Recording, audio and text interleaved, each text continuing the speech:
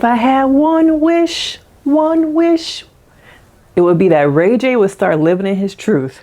Okay. We're going to get into all things this Jamal Bryant interview from a therapist perspective. Is Ray J ready to live in his truth? And what really is Ray J's truth? Let's get into it.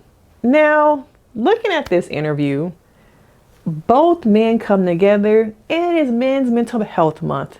Right on time, because to me, Ray J has a lot of mental health issues. Okay. Pastor Jamal got some issues that I think at times I feel like he's able to hide behind the church. Okay. And get away with some things, some scandal, get some stuff brushed underneath the rug.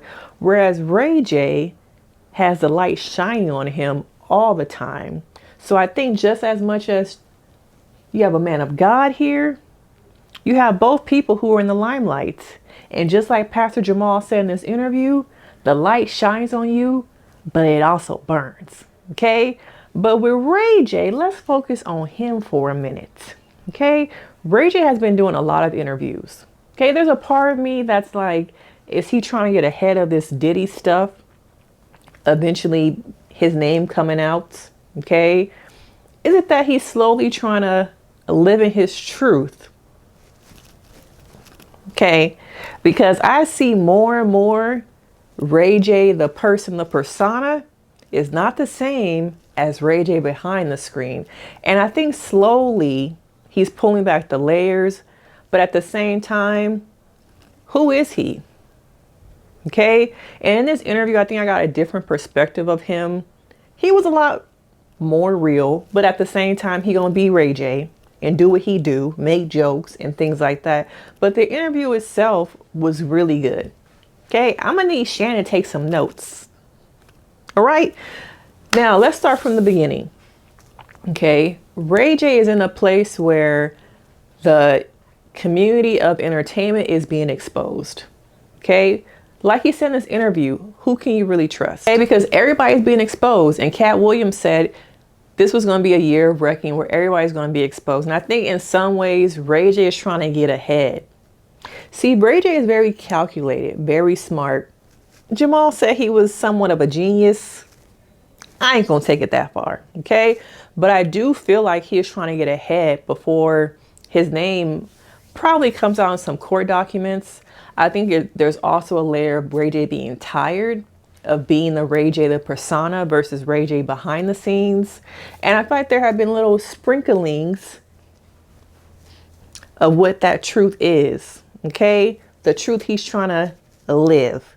But I think he has so much so been plagued by the burning of the limelight that to me, he will never escape the trauma associated with that tape. Okay. And Pastor Jamal tries to bring it up in a way where we're not directly talking about it, but walks around it. But Ray J says there have been implications not only for himself, but for his family too. Okay, for his daughter, trying to get his daughter into a school that there should have been no reason why his daughter was actually denied the school, but for what other reason was that tape. Okay, and so everyone talks about how it made his life better. It's made him millions of dollars, how it did things for Kim Kardashian. But to me, Ray J has suffered the trauma from that tape. No matter what he does, says, every interview somebody brings it up. And to me, it's part of his legacy. Fortunately, unfortunately, the way whatever you think about it. But with these different interviews he's, been doing, I am wondering if Ray J at times is going through some kind of mental health break.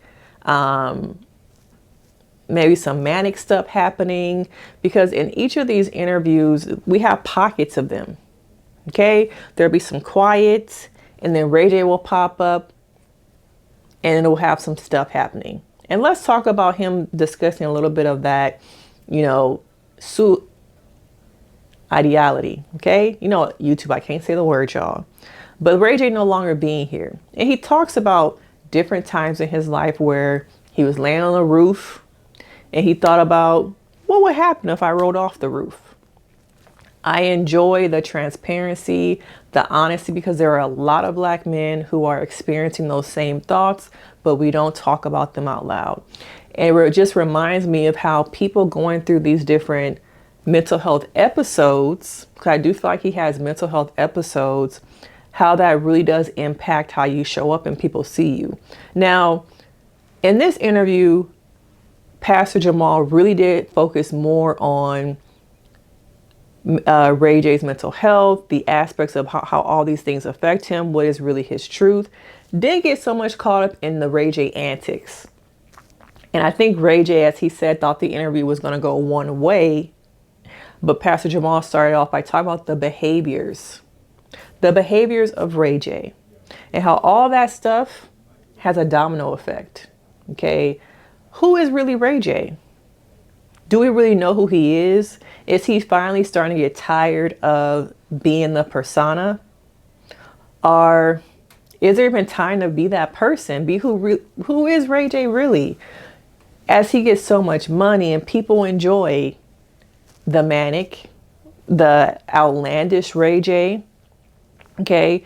And a lot of people we see, that's what gets the attention when they're unraveling. And we've seen the headlines of Ray J thinking about he no longer wants to be here. Is Ray J having SI thoughts? All the headlines. Okay. But the deeper thing is that Ray J has had to be a persona for so long. And that persona comes with gigs, money, businesses. Okay. But what happens when you get tired of being that persona? You get tired of Ray J in front of the limelight. And I think now that this whole Diddy situation has come out, it makes me start to wonder if this is an opportunity for Ray J to pivot. Okay. The mask is off. Diddy and all that stuff is exposing everybody. So it's only a matter of time before people's names get caught up in all this stuff. The court records, the subpoenas, people having to show up for court. So I think Ray J, to me, is trying to get ahead of it. But at the same time, I wonder if he's trying to use it as an opportunity to start living in his truth, whatever that is. And are people really ready to see a Black man such as Ray J live in his truth? Now, there's been a lot of things happening. His name has been associated with Whitney Houston, Wendy Williams, allegedly him being like a runner, and all these different things. And so that's a part of me that is like, okay, he's trying to get ahead before he get caught up. But the more human side of me is like, is he a brother who just got caught up in fame? Too quick, too fast, that he ran with it. And now it's like, I'm tired. I see both sides. There's a duality for me happening where Ray J's in the middle. And he has both these things on his shoulder. Am I going to choose the fast fame life?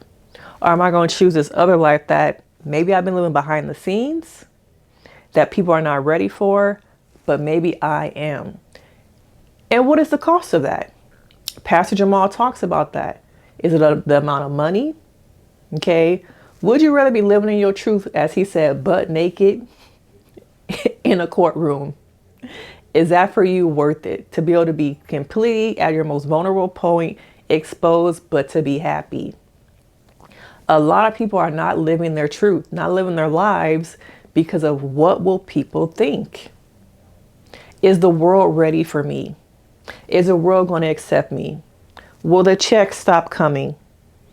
Because I want to be happy, but for the longest time, maybe my happiness has been put back there for the fame, the money, the notoriety. Because when you book Ray J, you know what you're going to get. And the promo for this interview, let's talk about it. Okay. Ray J saying that he felt like somebody was after him going online and saying all these things about Pastor Jamal. He was treated improperly. It's called promo, y'all. It was all promo for the interview. I don't think it was really any beef. I can't see how he was treated poorly. I didn't see it in the podcast. For me, I think that Ray J was very vulnerable and exposed. Not exposed in a, haha, we got you. Exposed from a standpoint of, see, Pastor Jamal got you. He got you to speak your truth, to be vulnerable, and to not fall into the antics that we normally see on Breakfast Club, okay, on these other little podcast channels, these bloggers. And I think that that did not sit right with Ray J. Because maybe as much as he is ready to kind of shed some of the BS that he has been playing into, maybe become more of who he really is, being exposed and being that vulnerable in front of so many people is hard and difficult. And as you're going on your journey and trying to figure out who you really are, who you want the world to see, the persona versus who I really am, having that vulnerable stance can feel like you're being exposed. You feel naked. You feel like, ooh, y'all seen a side of me that I don't ever show people. I keep this in private. Okay. So I think this beef was really just promo for the interview. And I think it's a little bit uncomfortable for Ray J to kind of sit with and sit in. Ooh, vulnerability. Vulnerability is a mother. People struggle with vulnerability. Even in my sessions, sitting on my couch, people struggle to sit in the vulnerability because you are used to wearing a mask. You are used to having your shield up. But you know, your girl is good at what she does. So I'm able to have people sit in their vulnerability and get comfortable and get used to that. Okay. Now, some of the other things spoken about in the interview were about his relationship with his sister. Okay. And I think because of the persona of Ray J, him getting caught up in the money that comes with the persona, that has hindered his relationship with Brandy. Now, his parents seem to understand that it's probably just Hollywood, but Brandy and him at times butt heads. That brother-sisterly relationship, they butt heads because you live in that life and that ain't a good look. It's not on brand for me. And so once again, Ray J is living one way in front of cameras and another way probably behind, and probably involved in some stuff that Brandy really don't want to F with, okay? But he's used to the money, the fame, the fast life, and the cookie cutter boy next door thing that I think his parents tried to push on him when he was younger, that I think Brandy got caught up in for so long, didn't really work with him. And so I hope at some point they can come back and be a lot closer, but I think that comes with Ray J becoming Raymond, okay, whatever his real name is. I think it's Raymond. Him becoming his real self and relinquishing some of the Ray J antics. Okay. Now he also talks about his relationship with Princess. Now they've been going back and forth. We didn't heard them tapes of him allegedly coercing his children. Mommy and daddy were just playing, right? You never saw daddy hit mommy, right? Right? The detrimentalness of having your parents fight, argue, all those things. And that is the biggest repercussion that we don't talk about, is how all of the Ray J antics affect his children and how they have to grow up being associated with Ray J. Your daddy is Ray J, and all the stuff that's going to affect them so young. Already his daughter is being denied schools because of most likely that tape. And he says that he will never marry again. I think he truly is still in love with Princess. Okay. But Princess has moved on and she in love with somebody else. He says that over and over again in these different interviews because he still wants that thing back. I think he wants to be able to have his cake and eat it too. He wants Princess, but he wants all this other stuff. And Princess is like, I know my worth. I know who I am. Maybe she has grown out of when we first met her and he poured that drink on her. Okay. But the interview itself was really good. We don't talk enough about men's mental health, vulnerability, and being exposed.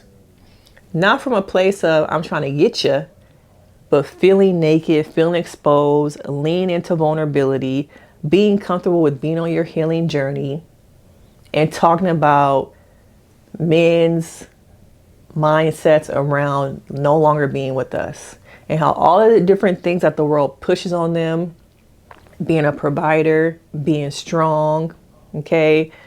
Will we hear, oh, he can't do nothing for you if he can't provide, if he not paying for things. The weight and the pressure of that, and how that consumes men.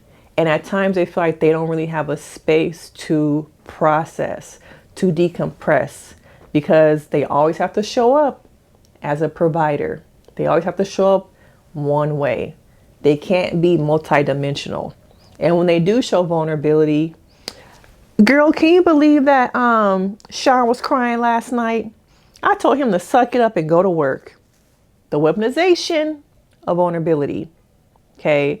But Pastor Jamal has a way of speaking to people. It might be the religious aspect, him being a pastor, but Jamal got his own mess, that because he's able to me, have the light shine on him, but just enough where then that God light comes in and it pushes out the burning light. Because we have heard some things about some people in him, but because of the God-like quality of him that people only focus on, we don't really focus on the other aspect of Pastor Jamal. Who is he behind the pulpit? Who is he behind the scenes? Both these men present one way, but behind the scenes, they be involved in some ish. But because of differences of light, the God light, the Hollywood lights, it shines differently upon them. I think Ray J gets more burn and Pastor Jamal gets more light. But I want to know your thoughts. What do you think about this interview? Did you watch it? Because of course we can get into it, and I will see y'all in the next video. Bye.